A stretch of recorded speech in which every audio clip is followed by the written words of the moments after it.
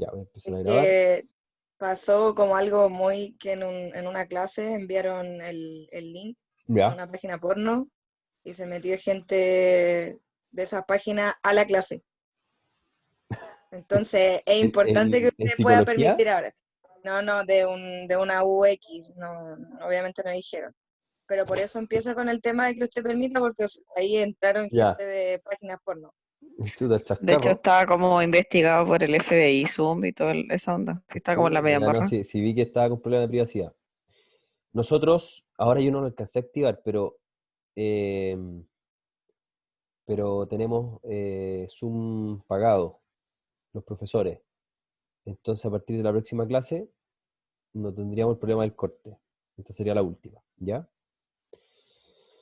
Ya. ¿Qué les pareció el texto?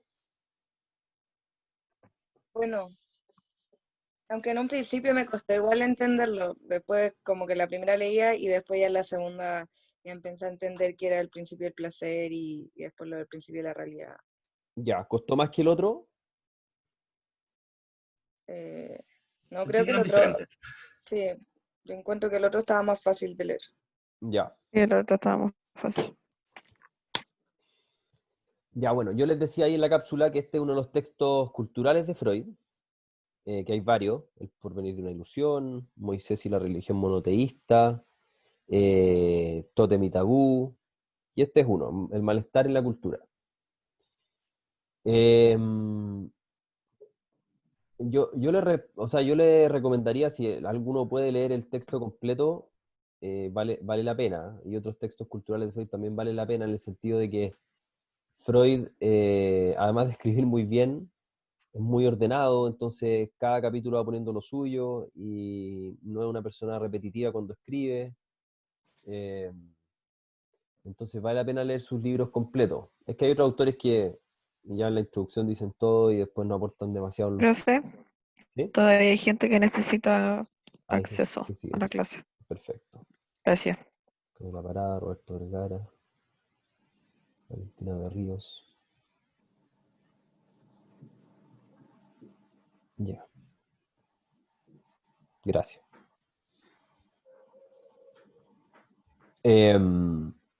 Entonces, bueno, vale la pena leer los libros completos.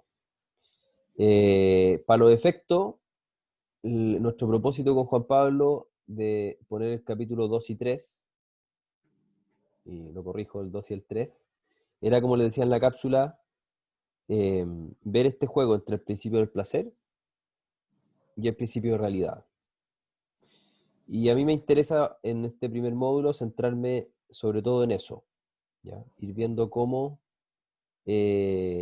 existe un juego entre ambos principios. ¿Qué significan para Freud? Los alcances que tienen esos principios, los alcances filosóficos, los alcances psicológicos, eh, y dentro de lo filosófico, alcances antropológicos y alcances éticos. ¿Ya? Eh, bien, vamos con eso entonces.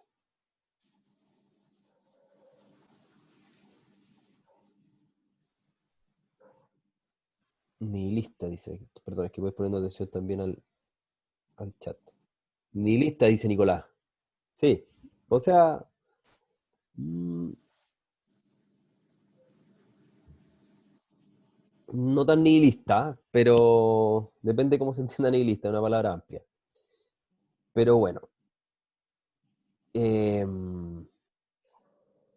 ya, partamos. Entonces, si se fijan, en el capítulo 2, yo todo el rato en la cápsula dije capítulo 1, pero en el capítulo 2, Freud se refiere sobre todo al principio del placer. Eh, Está súper claro, como decía, que la felicidad se basa en el programa del principio del placer. Esa frase es muy buena, ¿eh? Porque el programa del principio del placer. Es decir, tenemos un principio que de alguna manera nos va marcando la pauta de lo que, de lo que hacer y no hacer en la vida. Después sabemos que se va a armonizar con la inteligencia y con todo esto desde Freud, ¿no es cierto? Va a tener que ajustarse y mediar de alguna manera con la inteligencia que va viendo la realidad, con el principio de realidad. Pero finalmente es importante captar que para Freud la felicidad se basa en el placer. La felicidad se basa en que el ser humano pueda tener la mayor cantidad posible de esos momentos episódicos de satisfacción de necesidades. En ese sentido, yo diría más que nihilista, Freud claramente es materialista y es muy radical en su evolucionismo, en el sentido de que, y en otros textos lo explica mejor, que lamentablemente no podemos leer, pero va explicando cómo él concibe al ser humano como un ser que ha llegado a tener distintas funciones cada vez más complejas, pero al final remite todo al placer. Podríamos decir que es como una pirámide invertida en la que el punto de apoyo de todo es el placer. Por lo tanto, Profe, puede ir más lento, por fin. bueno, pues más lento. Gracias. Entonces, todo en el ser humano se apoya en el placer. Como esta pirámide invertida, todo se apoya en el placer. Eso quiere decir que de acuerdo al placer se va juzgando lo que conviene de lo que no conviene. Pero en un sentido último. ¿Y por qué digo en un sentido último? Porque efectivamente hay que hacer ajustes con la realidad. Pero finalmente esos ajustes con la realidad siempre tienen que ir en la línea de alcanzar mayor placer. Por eso que la realidad es una limitante para el ser humano. Limita, hay que hacer acuerdos con ella, no podemos satisfacer a destajo el placer, no porque Freud lo considere negativo en sí mismo, porque no lo considera negativo en sí mismo, al revés, sino porque por eso mismo sufriríamos. ¿Se acuerdan que en una parte Freud dice que el principio, que cada técnica que nosotros ocupemos para alcanzar la felicidad nos traiciona por ahí donde está su debilidad? Entonces, si es que yo busco, por ejemplo, protegerme de los demás en las relaciones sociales para no sufrir por ellas, y me aíslo y busco la soledad, lo que finalmente me pasará es que esa soledad de algún modo me hará sufrir porque necesito a los demás. Por lo tanto, tiene su punto débil, ¿se fijan? O sea, o si yo busco suprimir la fuente pulsional, o suprimir el deseo, acuérdense que el deseo es el motor del aparato psíquico, dice Freud. Por lo tanto, si yo suprimo el deseo, suprimo el motor, suprimo la fuente pulsional. Y dice que si yo suprimo la fuente pulsional, por supuesto que también sufriré menos, pero no adquiriré placer, porque de alguna manera el placer está dado por la satisfacción de ese deseo. Entonces podré escapar de la desdicha, pero no podré alcanzar dicha. Entonces, vuelvo al punto, cada técnica tiene su debilidad, dice Freud.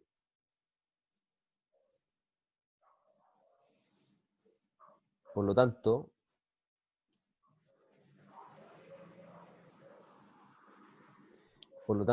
como cada técnica tiene su debilidad, si es que yo elijo satisfacer a destajo, libremente, sin ningún límite, el placer, también tiene su punto débil eso. Y el punto débil es que tenemos que vivir en sociedad. En ese sentido, Freud es bastante realista y consciente. O sea, él dice, claro, si yo satisfago mi pulsión, se elimina de hecho la cultura. Era una pregunta del control. Acuérdense que la cultura de alguna manera viene a proteger al grupo frente a la individualidad. Entonces, si yo satisfago completamente mi placer, sin límite, finalmente suprimo la cultura y suprimo la posibilidad de alcanzar un cierto, de alcanzar la dicha finalmente, de alcanzar la felicidad.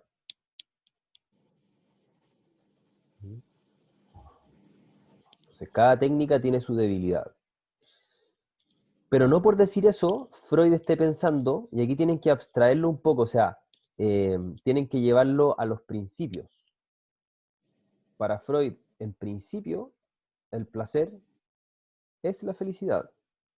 La felicidad está dada por ese placer. Es por una cosa estructural que la persona no puede satisfacer completamente ese placer. Así estamos estructurados y tenemos que, de alguna manera, negociar con la realidad. Pero quiero que vean claramente el punto de que la realidad es un principio limitante, como algo así como un mal menor con el que hay que lidiar. Profe, a mí me quedó una duda con el control y el texto. Freud es optimista acerca de la cultura de su época como medio para alcanzar la felicidad. Con esa, porque en el texto dice que con la cultura se alcanza la perfección. No sé cómo se relaciona eso. A ver. Bueno, esto toca el punto que estamos viendo. Freud más bien no es optimista respecto a la cultura de su época. Es bastante crítico, lo dice explícitamente, porque su argumentación va en la línea de decir, pareciera que la cultura nos ayuda.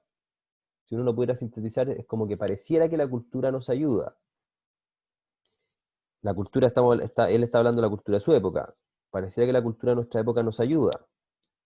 Pareciera que los adelantos técnicos nos ayudan, pero no es tan así. De hecho, en una parte tiene él que empezar a, como está argumentando de ese modo, tiene que decir que él no está en contra de los adelantos técnicos, poco menos. O sea, tiene que demostrar cómo su posición no es que los adelantos técnicos no contribuyan en nada a la felicidad. Se ve obligado a decir eso, a decir eso, como aclararlo, para que no se le acuse de que él está en contra de la cultura. Eh, lo que dijo de la perfección. Sí, pero es que por eso que hay que ir entendiendo el fondo y por eso toda esta explicación más larga que doy, entre el principio del placer y el principio de realidad. Porque una lectura superficial podría parecer que Freud valora la realidad como un principio al cual hay que ceñirse y que es perfectivo. Perfectivo significa que perfecciona. Y sin embargo, Freud considera que el principio de realidad en sí mismo no es perfectivo. O sea, si no lo tomamos en cuenta, caemos en una infelicidad. Si no tomamos en cuenta el principio de realidad, nos hacemos cada vez más infelices. En ese sentido, Freud es un autor moderno, no posmoderno, porque él considera que hay que hacer referencia a la razón, a la realidad, a la verdad. No es una persona que niegue la realidad, que niegue la verdad, que niegue la razón de alguna manera, que los postmodernos no necesariamente niegan la razón, sino que es un autor que afirma todo eso. Sin embargo, lo que de manera última perfecciona al ser humano es simplemente el placer. Y cuando él dice perfecciona es en un sentido relativo, no en un sentido absoluto. De hecho, Freud en otros textos habla de que el ser humano, cuando desarrolla su concepto de, de pulsión de muerte, el tánatos, versus la pulsión de vida, porque esto lo digo solo de pasada porque no es muy importante para los efectos de lo que nosotros queremos mostrar en el curso, pero Freud al principio, en su primera tópica, cuando habla de consciente, inconsciente y preconsciente, y establece las pulsiones, su teoría de las pulsiones, habla de la pulsión de vida perdón, habla del instinto de conservación, del instinto sexual, del instinto de defensa, eh, y después, y no habla nada de una pulsión de muerte. Pero después Freud, con sus observaciones, eh, él observa, y esto lo hace en base a una observación de un niño que está jugando, y en su juego, él juega como a la muerte. No me acuerdo bien qué es lo que hacía, pero había un choque de, no sé si de trenes o de autos, y entonces eh, él observa y nombra el complejo de repetición. Y va viendo cómo este niño juega una y otra vez a algo que en principio es doloroso para él. Él está simbolizando en ese juego algo que es doloroso. Es más bien un síntoma. Y entonces, en esta repetición, él dice, aquí hay como una compulsión a la repetición. Aquí hay un deseo, pero que no se explica desde la vida. Aquí no hay nada, por decirlo de alguna manera, no hay una realidad positiva detrás, más bien hay una realidad negativa. Hay un complejo, hay una compulsión a repetir algo que es dañino para el sujeto. Y entonces a partir de ahí él va eh, desarrollando su teoría sobre la pulsión de muerte. Es decir, en el sujeto hay por un lado una inclinación hacia la vida, y ahí entonces entran las pulsiones sexuales, agresivas, de conservación, y por otro lado hay todo un deseo, una inclinación más bien hacia la muerte. Y en su teoría sobre la pulsión de muerte, él muestra cómo el ser humano, al final, ¿hacia dónde se orienta? Se orienta hacia la nada. En ese sentido, a lo mejor Nicolás sería más nihilista. ¿Por qué hacia la nada? Él habla del estado del nirvana. O sea, lo toma como analogía. Dice que hay un intento del organismo humano a regresar a la inercia, que es de donde nació, a lo inerte. Regresar a ser nada. Hay un deseo en el ser humano de regresar a ese punto original en el que éramos solamente materia. Y esa es la pulsión de muerte.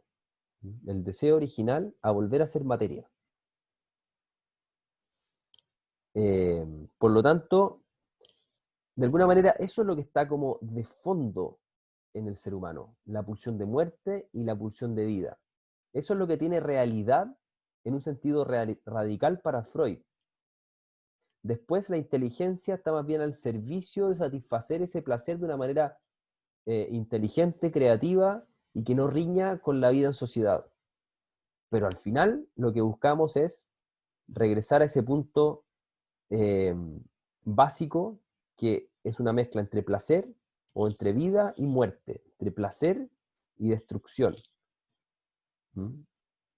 Por eso que la teoría de Freud la podríamos catalogar como regresiva, en el sentido de que siempre busca regresar a ese punto básico de vida y muerte.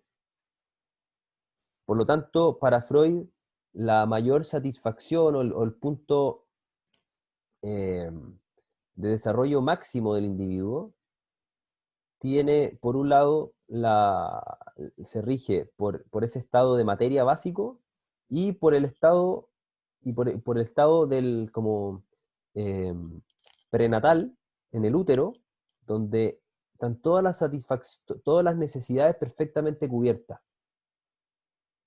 De ahí que un discípulo suyo, Otto Rank, tiene discípulo suyo que compartió mucho con Freud, habla, y de hecho este texto es citado también por Freud, eh, desarrolla una teoría sobre el trauma del nacimiento. No sé si lo han podido revisar o ver o lo han escuchado en algún curso, pero ahora el trauma del nacimiento, un texto bastante clásico dentro del psicoanálisis, y muestra cómo la angustia, sobre todo la angustia, se instaura en el sujeto a partir del nacimiento. el nacimiento genera un trauma y ese es el modelo básico, el parámetro de acuerdo al cual luego en la vida se van a ir desarrollando todo el resto de los traumas y toda la angustia, la ansiedad. ¿Mm? Bueno, todo esto lo estoy diciendo para mostrar cómo en Freud hay una teoría que es regresiva, buscando siempre regresar a ese momento mítico, podríamos decir de alguna manera. ¿Me escuchan o no?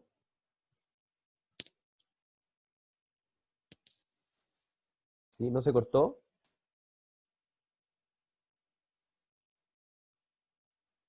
Un poquito, sí, un poco. Ya. Pero como por unos segundos, ya, sí, que me llamaron por teléfono y estoy compartiendo desde el celular internet, así que por eso.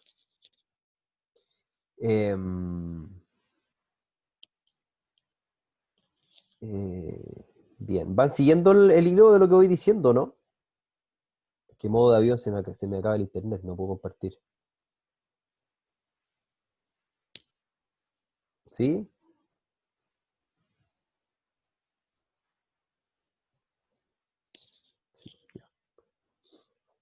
Bien. Continúo. A ver, les voy a pedir que vamos a aprovechar esta pequeña pausa, que me digan, que me escriban por el chat los que están presentes.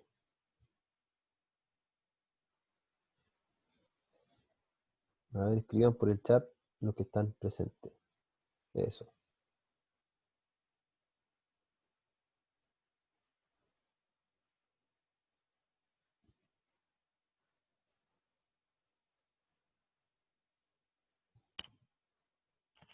Los que están presentes, que escriban su nombre en el chat. Ya. Bien. Por lo tanto, es claro que Freud no tiene una valoración de la realidad como algo que ontológicamente sea perfectivo. Esa es como la gran conclusión. No valora la realidad como algo ontológicamente perfectivo.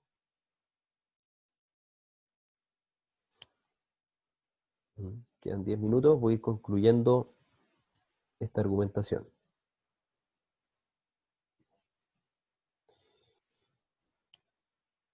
Ontológicamente perfectivo. Aquí nos va a poner un poquito más abstractos, pero es para que finalmente se entienda el fondo del asunto.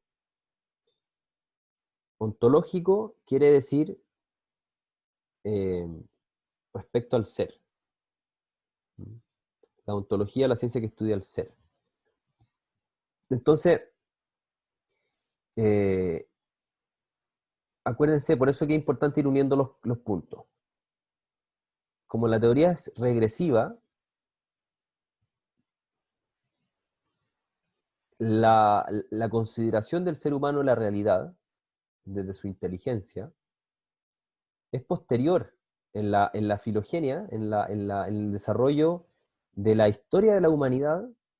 La inteligencia es posterior, de acuerdo a Freud, y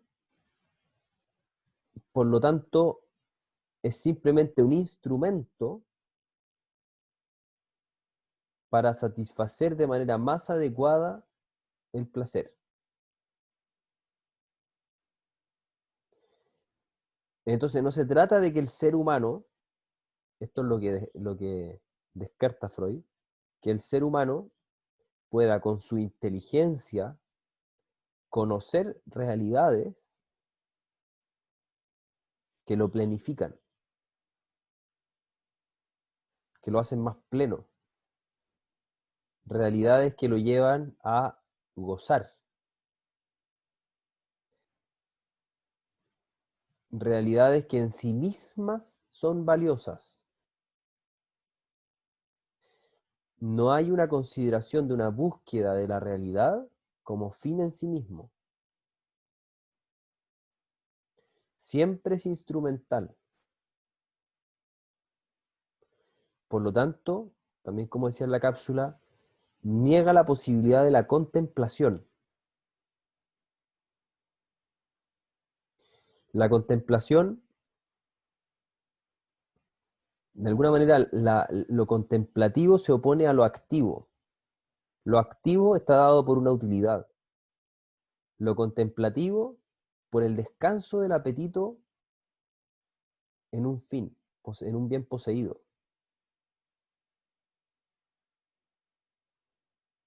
Por eso tampoco hay mucho espacio para el gozo, que es de la voluntad, sino que de alguna manera todo se orienta a una única satisfacción, a un único modo de satisfacción, que es el placer. Ni siquiera para Freud la alegría, como estado intermedio entre el placer y el gozo, es una realidad apreciada.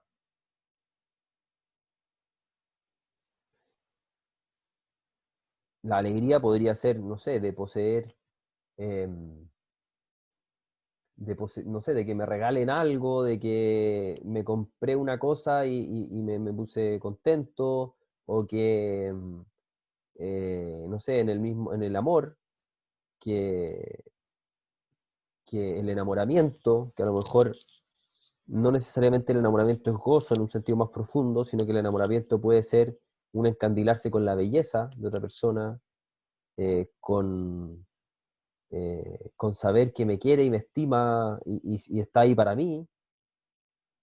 Eh, y el placer, en cambio, se liga al tacto. El placer se liga a la satisfacción de, de un bien, pero que está ligado al tacto.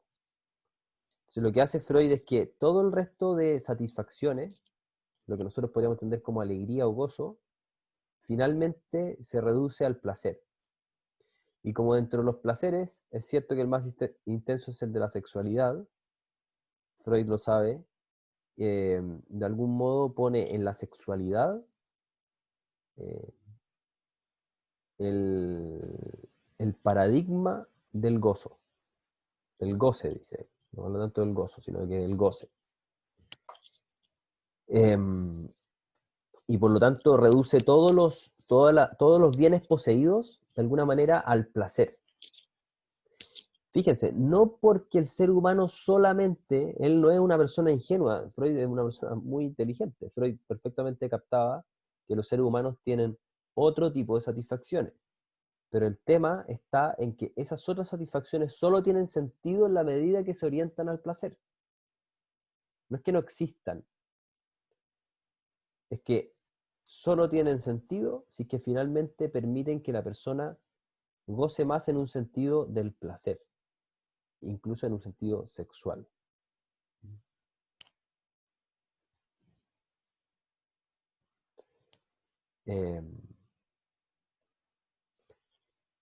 Entonces, quiero que reparen muy bien, sobre todo para el segundo módulo que vamos a tener, en la inteligencia en un uso meramente instrumental, en un uso que tiene que ver con eh, ordenar medios afines, como dice él. Ordenar medios afines. O sea, no está la posibilidad de que la inteligencia capte un fin y goce de ese fin, sino que siempre tiene que ver con hacer algo. La inteligencia, uno podría entender que, o uno podría ver que la inteligencia a veces no busca hacer algo. O sea, si yo estoy conversando con un amigo, y bueno, ese es el tema del segundo módulo, la amistad, en esa relación de amistad, es cierto que uno está conversando, pero uno, lo que está buscando la inteligencia ahí no es resolver un problema, por ejemplo. Con los amigos uno puede resolver problemas, pero no es lo que primordialmente se está buscando. A veces simplemente se está con el amigo. Y cuando se conversa, esa relación de amistad se posee como un fin y se busca por sí misma.